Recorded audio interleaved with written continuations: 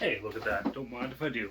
So anyways, YouTube, I'm going to start a new project today. I still got to deal with that Poolin Bro 330, tear it down, check crank seals. But the next project, originally I was going to take the Beijing Dancy here and maybe put a 50cc jug on it. But I was thinking today, maybe I want to join the cool kids, and I'm going to turn this into a reed valve saw. That is my project. And I'm going to do it in a pretty simple way. I'll give this short of the video. The video's gonna go long, but I'll just get the gist of what I'm doing ahead of time. So this is just a cylinder for one of these guys. That's the intake side. I should have brought all my props first. It's tight. Very tight.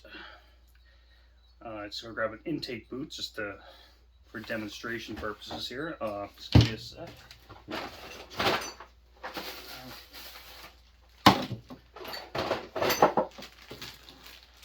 Okay, so we got an intake boot. If you're familiar with these Chinese redmax clones, they have an intake boot that goes on like so. Bada bing, bada boom. And that is, let's measure that guy. That is exactly 1 inch front to back. That's kind of important, kind of not. There are some logistics about doing this, but here's the gist of what I'm going to do. So I'm going to take a piece of 3/4 by inch and a quarter aluminum flat stock. We have that at work. I'm going to throw it on the milling machine and machine it to accept, well, first I'm going to machine it to so it bolts onto here. That's not a big deal. And then I'm going to machine it to fit this. Now this is a reblock of a Homelite Super Mini or Super Easy in the States. And that's what I'm going to use. That's for a 41cc saw. I've seen some of the other people doing the reed saws. They're using these big motorbike reeds, which I think are totally overkill. Maybe this will be underkill. Who knows? We'll see. It's not gonna cost me anything to mill that piece. But anyways, so the aluminum block's gonna sit on there like so. This will go into the aluminum block.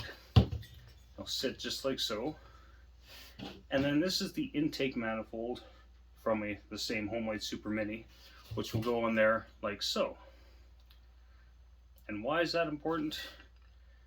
Well, it's not actually, but the thing is, the bolt holes on here, and this might actually go like this. I might see if I can go up and then, because that's angled, so I might see if I can put that in there and if it'll still work coming back straight.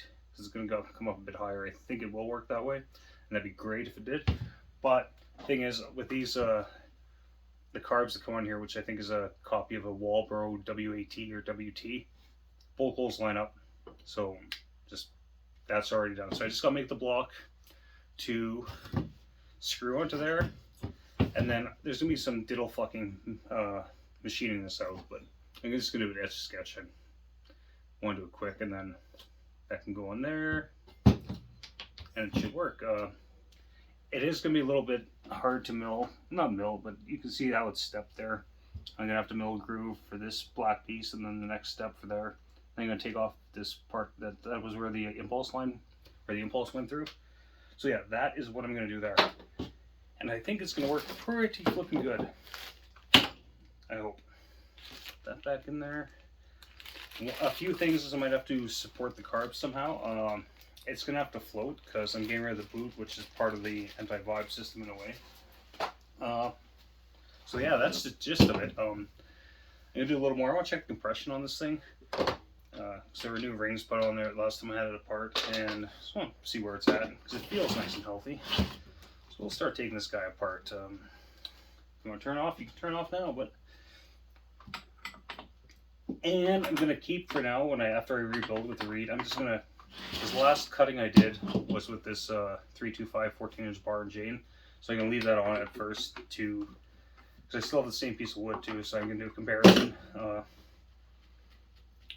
This thing's a mess. One thing, I mean, some people say, oh, the softwood you have out there in Western Canada, Western United States, oh, it's so soft. And yeah, it is soft. But you know what the downside is? There's so much damn pitch in there and sap.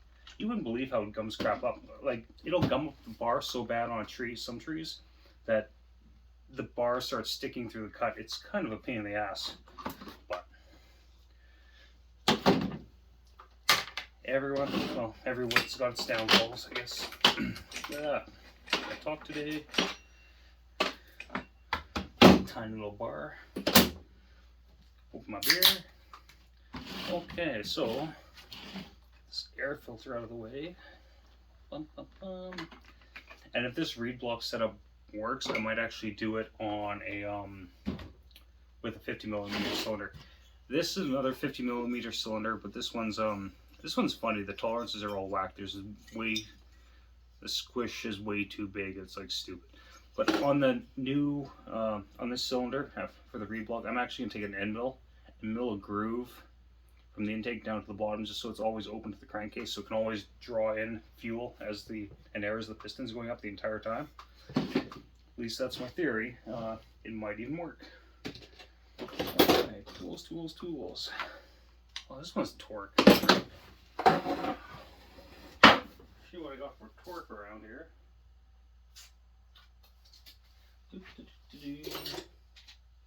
Oh, should work. Out of all my Chinese saws, this is the only one that has torque screws. It's kind of annoying. I might actually change them because I have proper Allen head screws. I guess the bonus with these torque ones is you can actually use a flathead with them as well. This would be a bonus if you're out in the field and have to take this top cover off for whatever reason. Okay. If this runs good too, I might keep running a 325 chain and try like a 9-pin sprocket maybe, or a 9-pin sprocket or whatever. So I've seen them on eBay and Amazon, pretty cheap. They must come from China because shipping times kind of suck. Might actually go to the local shop, Timberland Supply here in Edmonton, and see what they got, because they might have some. If anyone in the city has it, they have. Because they actually do at Timberland Supply. They there's a guy. Oh, what's his first name? Bach. His last name is Baker, and they sell Bakerized chainsaws. Sean, I forget his name. Look it up though. Timberland Supply in Edmonton. The Bakerized saws are pretty flipping cool. I think they post a lot of them on their YouTube channel as well. Okay, let's hold a new one. Which one? Oh, yeah, spark plug. Stupid things first. I said I wanted to do a quick talk today. I want to do a quick compression test.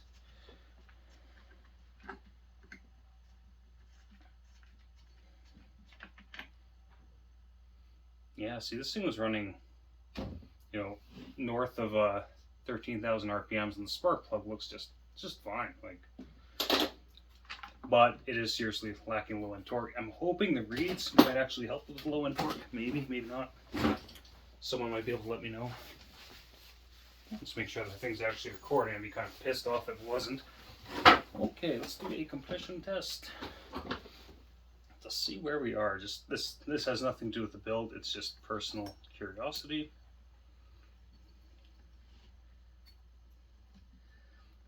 Oh, I might need vice grips for this because this is when I fucked up the threads on it a little bit. Maybe.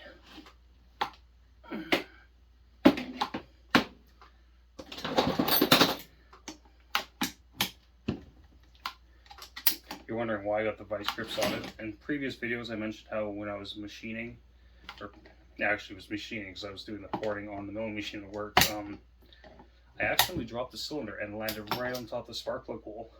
The spark plug will go in, just it's a little old. Just try it there because I don't want to force it. This will just give me an idea, but it's probably not going to be that accurate a reading.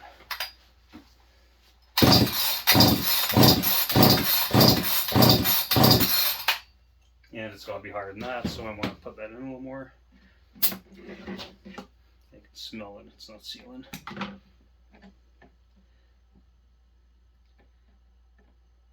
I should really grab a proper pair of vice grips from work. These are Mastercraft garbage. Oh, come on, you SOB. I'm gonna pause you because this is kind of boring watching me try to get it in the hole.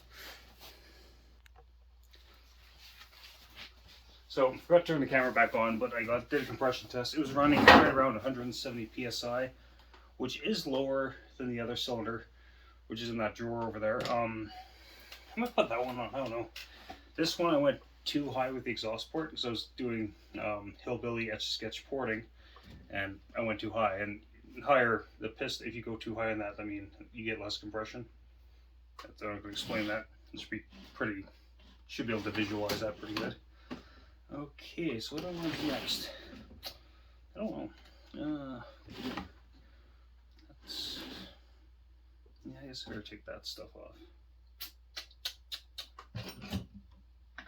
Oh, that's still torque. Fucking torque. Should pick one of the other saws to be a test bed for modding. I just had Allen heads.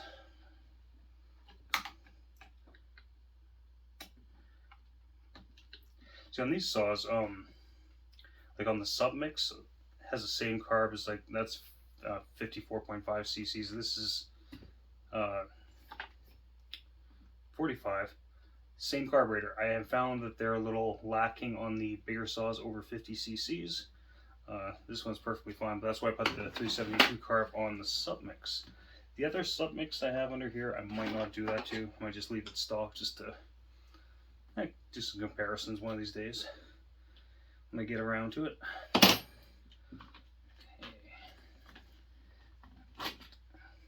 That off. Fuel line. Spew fuel everywhere on me, probably. Nope, that's not what I want. That'll work. I actually swap a different carb on this one. This one's got the nylon fittings. Oh, gas. That's gonna smell great.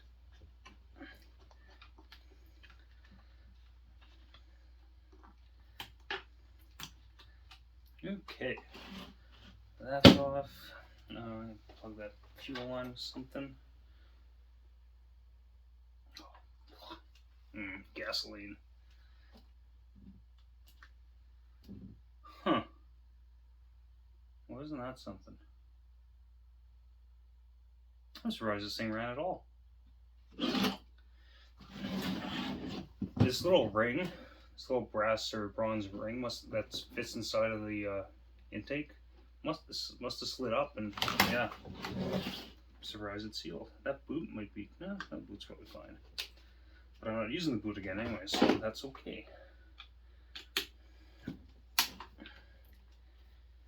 And I need to take this apart to get clearance measurements for that aluminum block, just to make sure there'll be no surprises.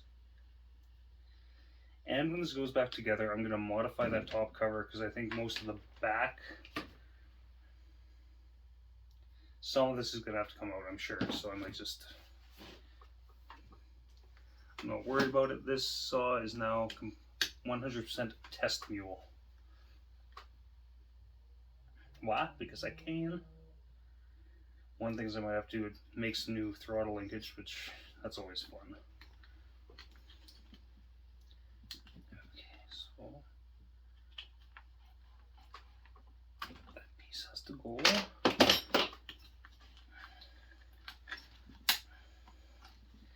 And I'll probably end up having to make some kind of heat shield that's kind of what this did. I'll have to do something there, I'm sure of it. Yeah, I'm surprised this thing's sealed up.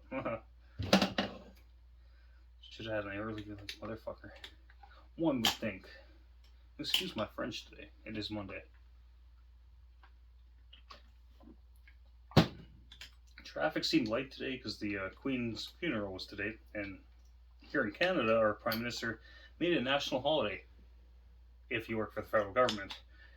He's done two of those where, like, you know, Joe, working guy like me, we don't get the day off, but I mean, you work for the federal government, where people like me are paying taxes, and that money's going, I mean, federal employees pay taxes too, but still, it's just silly that they made it a bank holiday, as they call it.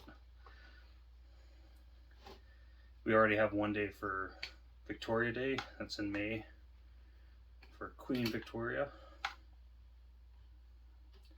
I mean, they should just get rid of the monarchy at all completely in Canada. There's no point. But unfortunately, that actually costs money to get rid of that, and all the provinces have to agree. Blah blah blah. It's actually a big clusterfuck. So I don't think it'll ever happen, just because it's too much of a pain in the ass. Okay. I must have always sealed that thing down.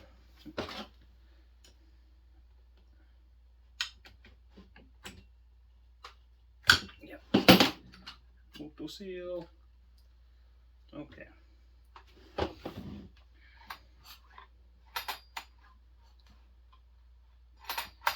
Everything looks all happy in there. That's a good thing. That's a good sign.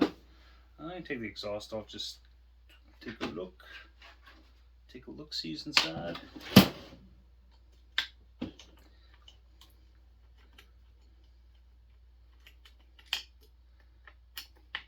might mod this exhaust a little bit too, just because it has been melting the top cover, as you can see, which isn't a big deal, because I don't care that much about this saw. Like I said, test mule. Okay. I don't know what happened to that other bolt. It's part of it.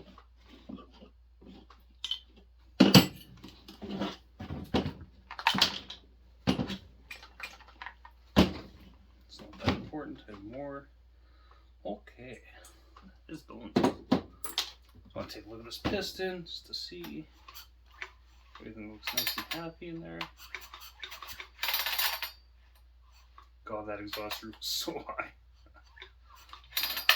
Anyways, so now what I want to do is just kind of make sure shit's going to kind of fit here.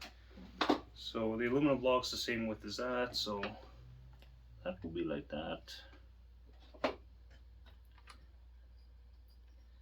And that will be like that, in theory. You know, it's gonna have to, the carb is gonna be sitting way up in the air, because that's just the way it's gotta be. That's okay. So then the carb, primary carb.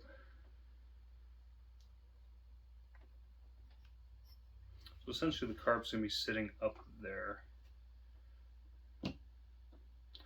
which I don't think the throttle linkage will be too much of a pain in the ass, really. No, that won't be bad at all. You can probably actually stretch that over there, maybe. Figure out something. That's just small details in the end of it. But yeah, so this thing's torn down.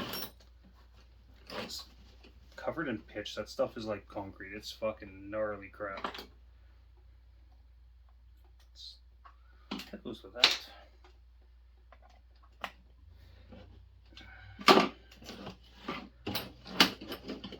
So yeah, I might do some more cleanup on this guy, but yeah, like I said, have the intake block for the read done tomorrow, but I don't think that's going to happen. It's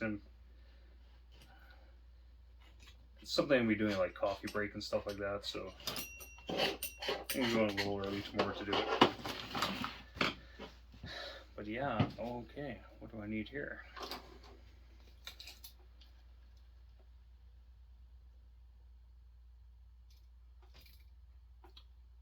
So if you go 2 1/4, that first hole is going to be sitting a 1/4 inch in. That's right. Hopefully I can remember that, because I don't have anything to write down. But 1/4 inch in, YouTube, remember that. Or I can look at my own video and say 1/4 inch in from the left hand side. Yeah. But anyways, the reason why I didn't think this was running, so this goes over top of that. Squeeze the boot in there. Right? That's not that uncommon. And then the piece that I seem to have lost. And then this would sit in there just to prevent it from collapsing in on itself, and then the carb sits right on there. Bolts on. Well, when I took this apart, this ring was, if I can get in the same spot.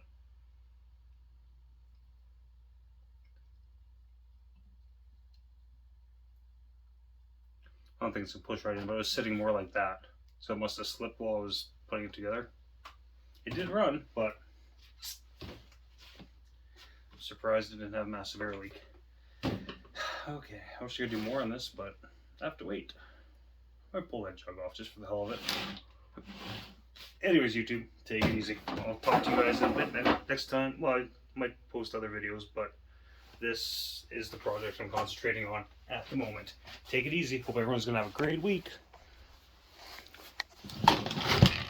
Everyone's probably just so jealous of those sick custom graphics. The little Banshee there. Yeah. I don't know what Banshee looks like, but whatever.